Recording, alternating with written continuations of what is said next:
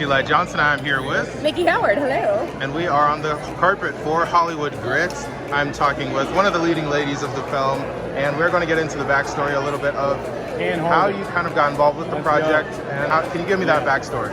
Yeah, so I'd actually worked with Ryan and Max and Dave and Linc on a pilot called Repod, and so when he decided to do Hollywood Grit, he asked me to be Harper, and I said absolutely, and it was so fun to work with people that I've already worked with, and it just felt like family on set. And I was even going to set when I wasn't working just because I was having so much fun, and I just wanted to be back there in that environment, and yeah, it was just such a blast. That character. Yeah, I was definitely allowed to improvise, obviously within reason, which is good because it's kind of my thing. She's so much like how I kind of am, just to my core. So it was really easy to drop into that, and then being in such crazy situations and working with such incredible talents, it made it so easy to just bring her to life.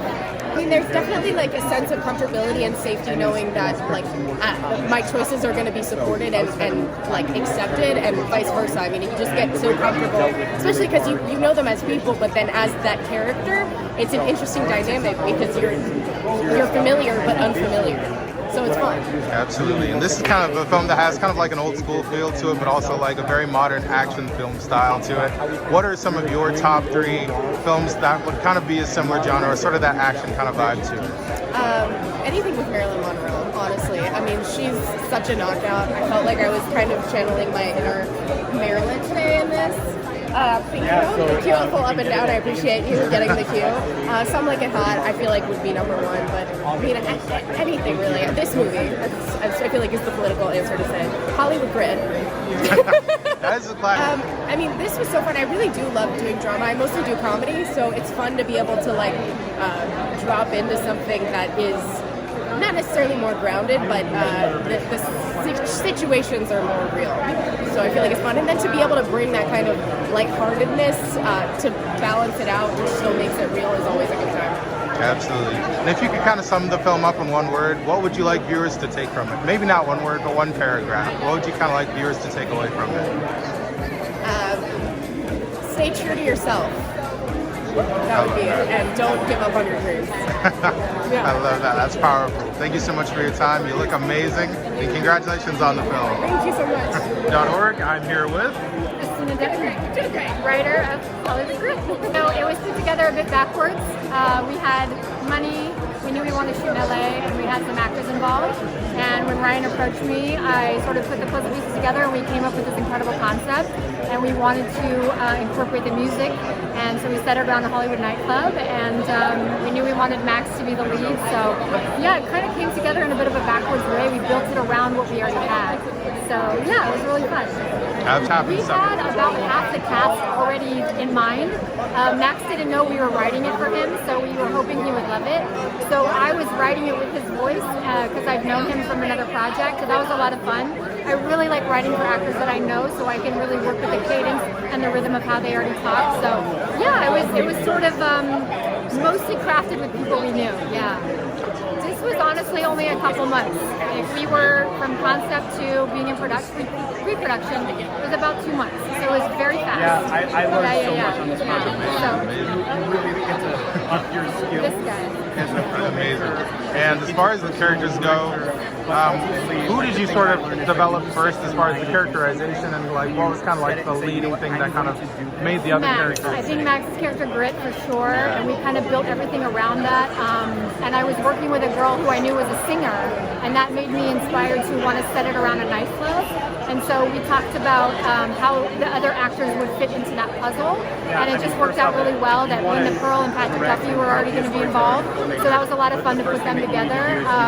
Yeah, so that was kind of how things started. Definitely, we've done action before, but the noir element was a little different, and so we were trying to have these different pieces and like unfold the mystery a lot slower, maybe. So that was a lot of fun, and then of course bringing in the music and the original songs, like that was one of my favorite parts of this whole thing. So yeah. couple of new things. Absolutely. And in closing, I always kind of like to get the creator's thoughts on this. What would you like viewers to take away from the film when they see it in the theaters? I mean, I think this is definitely more of an entertainment popcorn film. I don't know if it has a deep message, but I would say, if anything, it's really like what the price of fame is. What do we sacrifice to get what we want, right? What's at stake? So I think there's a lot of that at different in different characters that you'll see unfold. Yeah. Amazing. Thank you so much for your time. The film looks amazing. And I can't Ryan Curtis, writer-director of Hollywood Grit, man. Here we go. Great to be here, and you look amazing. Look at the suit. We got to get that on camera. You know. Okay. Okay, he's working it. Getting it. We love that. So, as one of the writers of the film, I always kind of like to get the backstory of where did the inspiration for the film come from initially? You know, we came right out of the strikes as we started to write this movie, and so we were really kind of frustrated with the business because we felt very beat down. And ultimately, we had to ask ourselves, what are we willing to do to make movies, to be storytellers? What's really the price of fame? And that kind of like seeped into like the original idea. And we're like, what do we love about film? What do we love about what we used to watch? And I love those noir movies. And I love those old 80s action movies, the Die Hards, Lethal Weapons. And so I'm like, what if we took those and kind of combined them and then put our little sprinkle of just us, the only because we can do this, and try to make something happen for Man, everything. I think just life is so inspiring with how you're writing. You take those moments throughout your entire life and your taste and what you're doing as a filmmaker, as a consumer, and you automatically just sprinkle those things in across the board for writing. But we really looked and started to hone in on those old 40s and 50s noirs of Billy Wilder, like Double Indemnity, and the flip side of that with like Sunset Boulevard. And then, you know, I just love, like I said, Die Hard and Lethal Weapons and these old movies that I just grew up in loving so much. And so we use those as like touchstones to be like, well, how do we do it differently? How do we modernize it? And then we really started to think about the visuals, the way it would look, how would people talk? Should we make it ambiguous in time but modernize? So it was really early in the process. We started thinking about the whole movie. So we shot everything here in Los Angeles on location in some really phenomenal locations. The Hollywood American Legion we completely transformed into the nightclub in the movie, and so that's really something I'm proud of. But also, it was so hard. We had locations drop out last minute. Our last week of filming, we lost our location. So Sunday night at 2 in the morning, we had to pull locations out of thin air in order to get them. And so as a director, I'm like panicking. What am I going to do? How are we going to figure this out? That's such a good team and production team around us that we came together, we made it happen, and that, you know, we overcame all these little struggles. Also, it's raining in LA. When does it rain? But it made it so much more beautiful here in LA, and so and on film and on camera. And so I'm just so proud of the job everyone did, man. Amazing. And I would like to ask, what would you like viewers to take away from the film upon closing, upon leaving the theater? Yeah, I want people to come here and like come to a theater, grab popcorn, eat it, and completely get lost in the movie. I want them to be on the ride, the laughs and the cries and the gasps. And at the end of the movie, I want them to walk away and just having a truly great time and movie experience that was character-driven and new and fresh and yet slightly has that thing from the past that people are like, you know what, that's the movies that I used to love. I love that. Thank you so much for your time. The film looks fantastic. Thank you, Matt. Congratulations. Nerdsocolor.org. Thank you so much for having me. What was the genesis of it for you? I got involved with, I've known Ryan for almost 15 years, and we've threatened to work together for all that time. And now it worked out where we could do this, and it couldn't have been better. For me, it's like physicality. Just like a certain toughness, a certain, like, no fuse. Like noir is kind of like, now you got much more fuse, right? Kind of back then it was like 0 to 100, and that's kind of what I wanted to do. As an actor, your job is to be moldable. So like whatever changes that you're supposed to shoot in a car and you don't have a car, shoot it at a table. Or you shoot on some steps and your job is just to make it work. And so I pride myself in being able to make it work. And so whenever something would happen or if I'd hear about it, I'm like, all right, let's go. Let's see what happens. And then it just became a running joke and just had fun with it. And there's so many. I mean, this is way, way old school, but like just Dick Tracy from way back in the day. It's so over the top, but it's just fun. And this movie is way different than that, but it's fun. Like it's going to pull on your heartstrings. There's action. There's a few twists and turns, but it's fun. And it's just something about going to a movie theater and having fun. Get your soda, get some popcorn, and have a good time, and you don't know what you're going to see. And to me, there's something magical about that. That's when I fell in love with movies when I was a little kid. Like you didn't know anything because you were a kid. And now to get to do that, it's magical. For me, everything I do, there's always a little part of me in it. And so it's like, if I really, kind of feel something, I just turn up the volume of that part of me that works with that. And then if it doesn't, I turn down the other parts, you know what I mean? So it was just fun to kind of dive into the harder side that there's no room for not doing what needs to get done. What would you sort of like viewers to take away from the film? I always love to ask actors and like the production and staff this question. What would you like people to take away from the film when they walk out of the theater? For me, I wish I had something like really brilliant to say, like take away this. I just want audiences to go and have fun, to get back into the theaters and just feel that feeling of sitting in a seat and seeing a giant screen and just being enveloped by a story that you have no idea what's going to happen, and go for that ride. I just want audiences to go for a ride with us.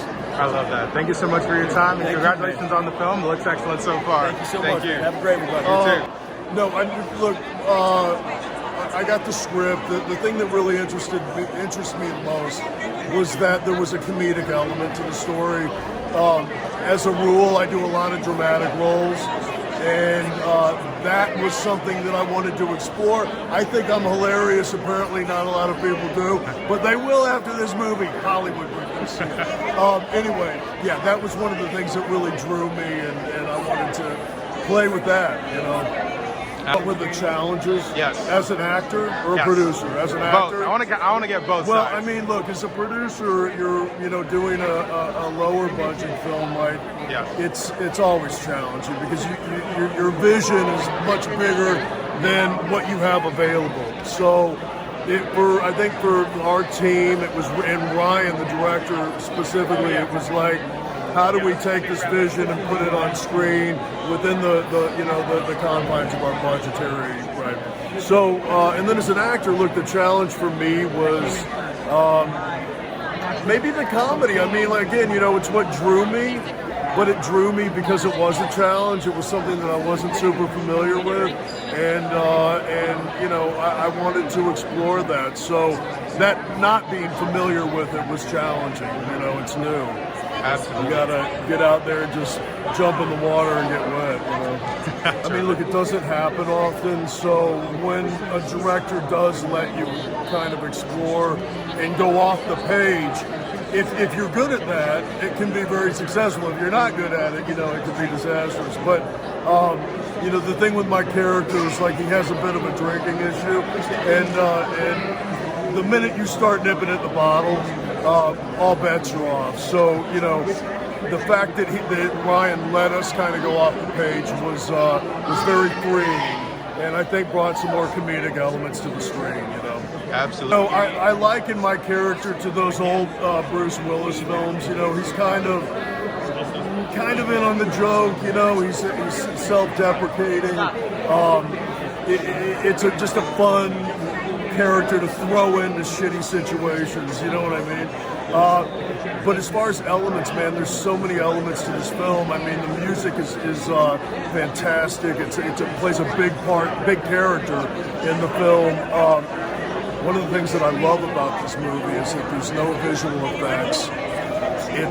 There's no computer-generated imagery, which we're bombarded with these days. And so, for that reason alone, people should go see it. It's the quintessential independent movie. What would you kind of like viewers to take away from the film when they walk out, whether it's just having fun or whether it's like a deeper message? What would you kind of like viewers to do? I mean, I don't think there's a deeper message. I think that it's just, get your popcorn. If you're at home, crack a beer, right? And put the family on the couch and enjoy the ride. I love that. Thank you so much for your time. The film looks excellent. Thank you. And I'm here today with I'm Nick Gomez. I'm the composer of Hollywood Grit. Well, Ryan Curtis and I, the director, we go way back, and we've done a lot of different projects together. And when he asked me to do this, I was 100% on board. You know, he called me, I think in October of 23, said, "Hey, I'm shooting a noir film, and you get to write a ton of jazz for it. It's going to be so fun." And I was like, "I do," you know.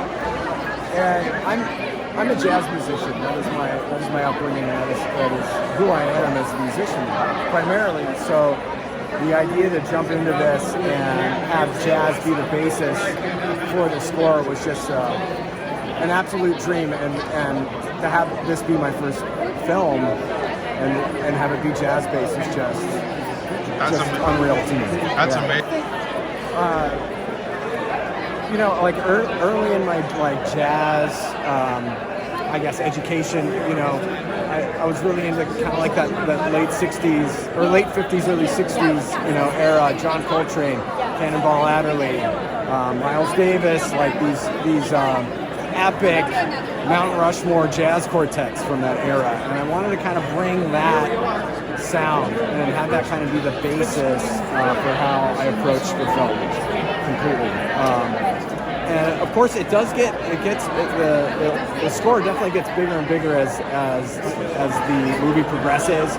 A fuller orchestra, but throughout, I always try to incorporate elements from that quartet from the beginning of the film. So like the jazz drums in there, a trumpet layered in with the orchestra, vibes.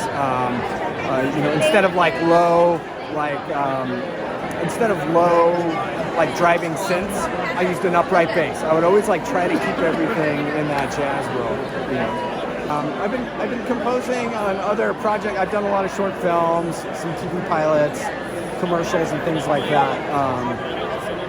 But yeah, doing feature films, it's you know, there's nothing like it. You know, to have just the length of time to kind of build music over a period of time to help tell a story. It's just it's like a really huge passion of mine, and I love doing it. And of course, yeah, I would love to do movies all the time. I think the final cue of the movie was a big challenge. Just trying to hit these moments where they needed to go, and it was like a big moment, but it was a super emotional moment, and to kind of get loud, but also be intense and kind of melancholy at the same time. It was a tough dance, and I'll admit it took me a bunch of tries to get it right, you know. Yeah, when the solution, I guess, to that quandary of hitting all those things at the same time, when that finally hit, it's like an unbelievable feeling, you know. It's such a rush that when you play back the cue and it lines up and it's perfect and you just, oh my God, it's yeah, you know you landed, you know. I love that.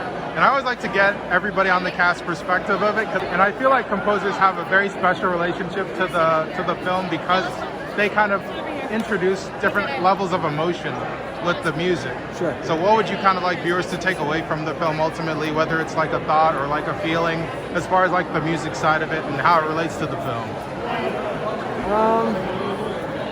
I would say that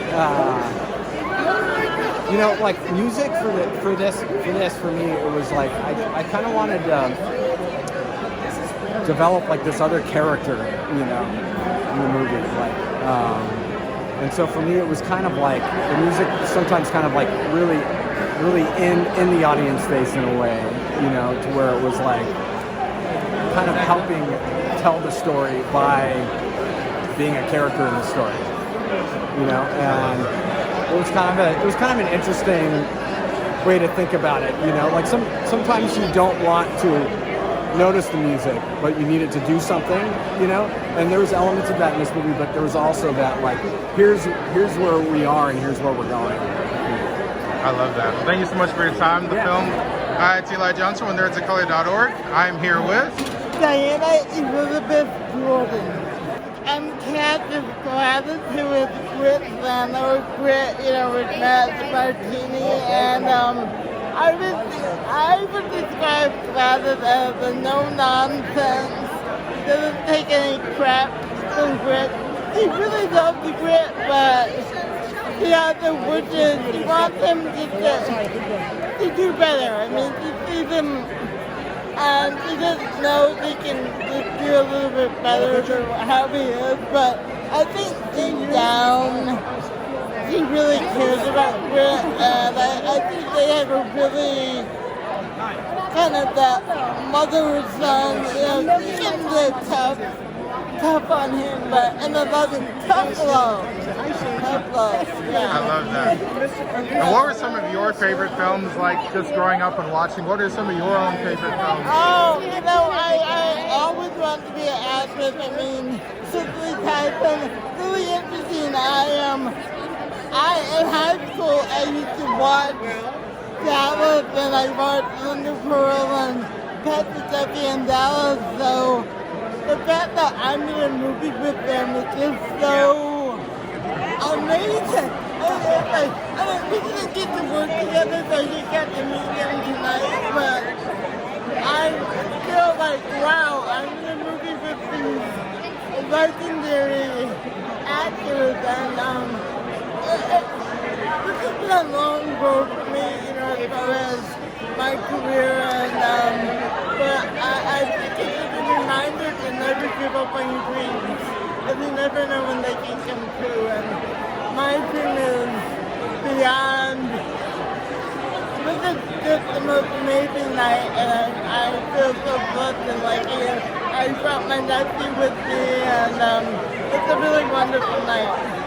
So. I love that. And I always love to ask everybody, what would you like the viewers to take away from the film when they leave? Would you like them? You know what? I hope they take away that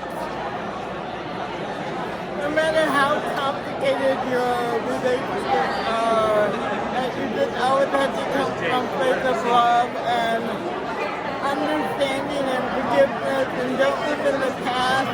You can't change the past, but maybe you can make agreement to do things differently in the future and have not a perfect relationship, but a relationship based on listening, understanding, and respect. And that's what I hope you would take away. I love that. Thank you so much for your time. You're welcome. Congratulations on the film. You're so much. wonderful. First of all, I kind of want to ask about the beginning of it. How did you guys sort of get involved with the film? When you saw the script, what made you want to jump on? Linda. Everything about it. So Scott Adler, who produced it, is a friend. Brian Curtis, who directed it, is a friend. Everybody else became friends. The script was great. I mean, to be able to go to work with some of your best friends is what's better. And to be able to play parts that normally Linda and I would not be asked to do. She plays a really tough, seedy woman who runs a questionable nightclub, and I'm literally a walking alcoholic the entire film. And those are not what people expect. So it was attractive to do for that reason too. When you're in the hands of a good cinematographer and a good director, you don't really have to worry about it. But I would say it was as though you were portraying reality and just about 2 inches off the ground. So there's just a slightly heightened sense to it.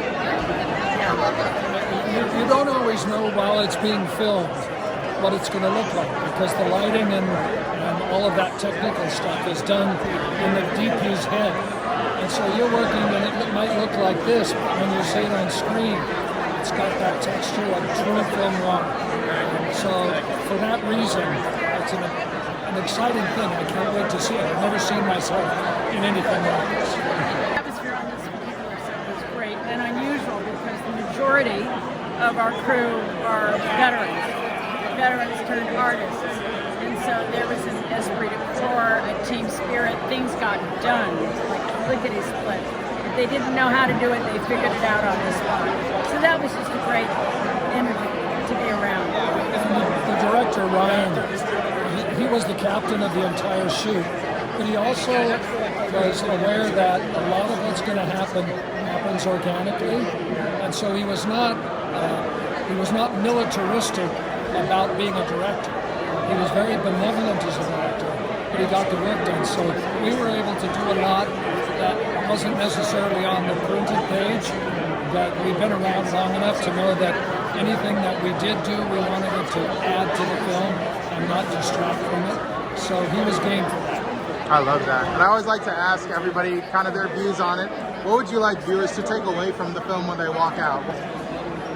Well, we did an interview yesterday, and the woman talked, the theme of this was at what expense fame. So I think it can give you a chance to look at everything in life comes at a price. Is the price worth it? And this film poses that question. Wow. That was... That's a hard one to follow. That's a hard one to follow. I have nothing to add to that. Maybe with the exception of, you have to constantly evaluate what the cost is. What is the price of fame? And are you willing to pay for it? Is it worth it? Or can you not pay for it and make a difference in how it's done? So, you're in a powerful position if you do it correctly. And so the price of fame for us, we've worked in this business for over 50 years each, and the price has been nothing but wonderful. We've raised great families, we've had great lives, we've made beautiful friendships. So the price of fame for us is simply congratulations on a job well done, and we're grateful for it. I love that. That was beautiful. Thank you guys so much for your time. I appreciate it. I talk about this suit.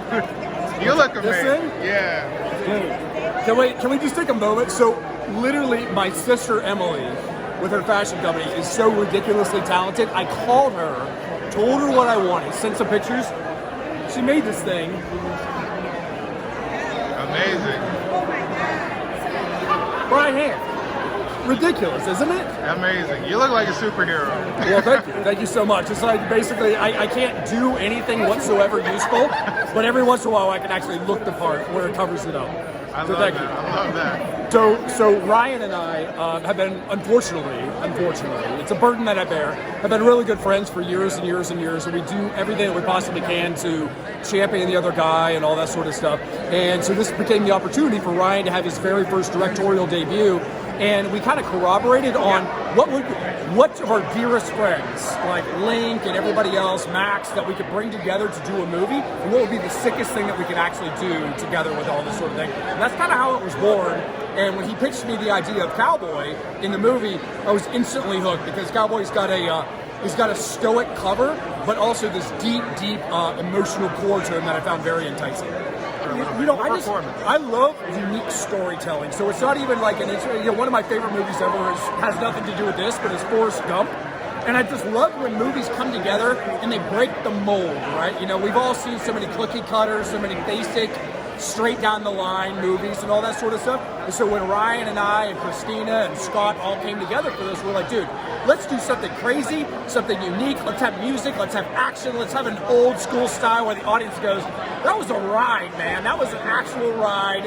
And all the incredible music when people like Victoria, Nick, John, Izzy, all these people can just kill it, and we just really wanted to showcase that. I think it all the way goes back, and unfortunately, I hate to say it, but I've got to give a lot of credit to Ryan on the whole thing, because the atmosphere that he created, he hires actors, and he trusts them. He understands them, he leads them, and he trusts them, and he gives you this incredible safe space as an actor to come in, to make choices, to go off script, because everybody knows that people are doing what they think is the best in support of the movie and of their fellow scene partners.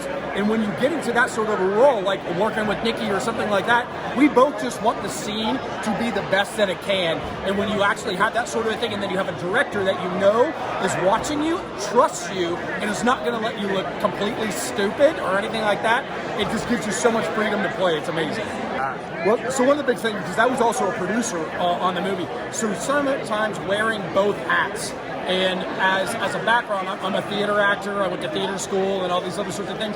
So I very much have a process that I like to do and all that. And it happened to be on one of my biggest scenes where myself and Miss Linda Purl, towards the end of the movie, we have this great scene together and everything. And I really wanted to focus all my time and energy towards that. But of course, right at those certain periods of time, producing options also come up, and you can't not wear both of the hats. So I think that like learning how to do that, and again having the rest of the production team to lean on and to have people come in there was critical in actually getting that done. What would you like viewers to take away from the film, whether it's just a parting thought or a feeling? Have fun. Have fun. This movie is here for enjoyment. Love the music, love the action, just get caught up in the characters and just go down the line with them. And we want to remind the audiences that there's nothing wrong with just having good old-fashioned storytelling and an enjoyable experience, and that's what it is. So please go into it with that idea and just enjoy it. On board, Abe. Well, I auditioned for it, and they were casting it in like a 2-day turnaround. So I made myself available, put myself on tape, and then I booked the job.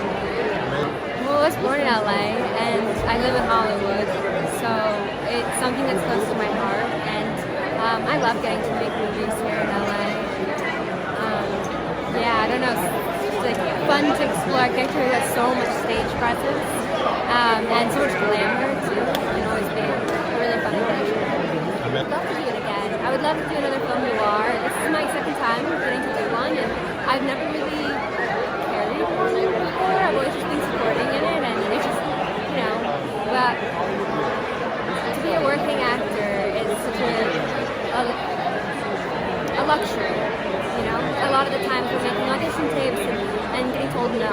So when you get a rare chance to finally be on set and work, you always have to take it and make the most of it. Atmosphere and the environment. Very friendly and just creative and collaborative. It was a good set experience, and the opportunity to get to work with, you know, Patrick, Duffy, and Linda Purl, and Max Martini. It's always a pleasure to get to work alongside veteran actors.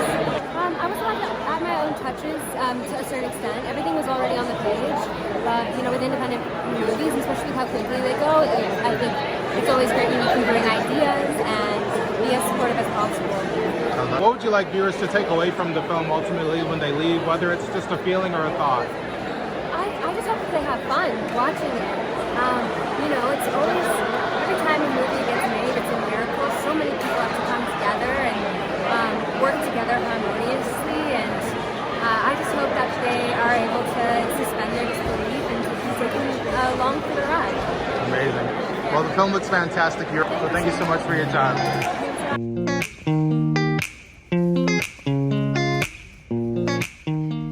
Professional artists and professors, maybe a nerd who's just like you, talking about the things that you like too. So I invite you to the NOC. In full color, you see me. The hard knock life, comics, movies, and TV. Yeah, pop culture with a different perspective. Watch it on your screen, hit play, so check this.